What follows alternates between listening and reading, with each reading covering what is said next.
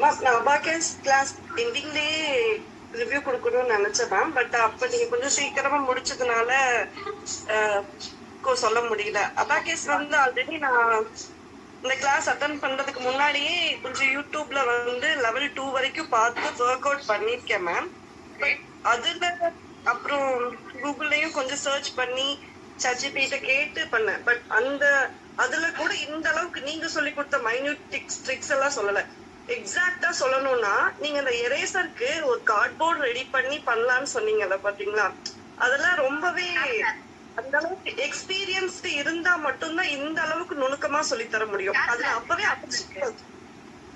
Sorry ma'am, eraser ஷார்ப்னருக்கு அந்த eraser use பண்ணக்கூடாதுன்னு சொன்னீங்க. அந்த மாதிரி சின்ன சின்ன டிப்ஸ் எல்லாம் வந்து கண்டிப்பா எதுலயுமே சொல்லல மேம். எங்கேயும் போனாலும் இந்த அளவுக்கு இவ்ளோ சொல்லி தருவாங்கன்னு தெரியல. அதை நான் கண்டிப்பா மென்ஷன் பண்ணணும்னே நினைச்சேன். பட் அன்னைக்கு நீங்க சீக்கிரமா வைண்ட் அப் பண்ணதுனால சொல்ல முடியல.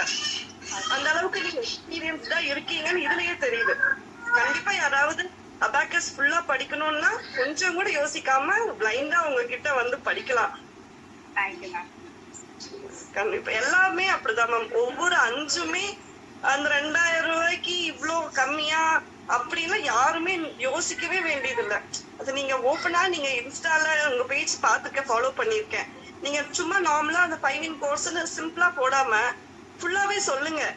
வெறும் 5 in கோர்ஸ் 5 in 1 கோர்ஸ் 2000 சொல்லாதீங்க. ரொம்ப எலாபரேட்டா சொல்லி தரீங்க மேம். ஓப்பனா சொல்லணும்னா அதுதான். வேதிக் மேக்ஸ் ஒவ்வொரு சப்ஜெக்ட்லயும் இவ்வளவு நுணுக்கத்தையும் யாருமே கண்டிப்பா சொல்லி தர முடியாது மேம். நீங்க அத இன்னும் நல்லா நீங்க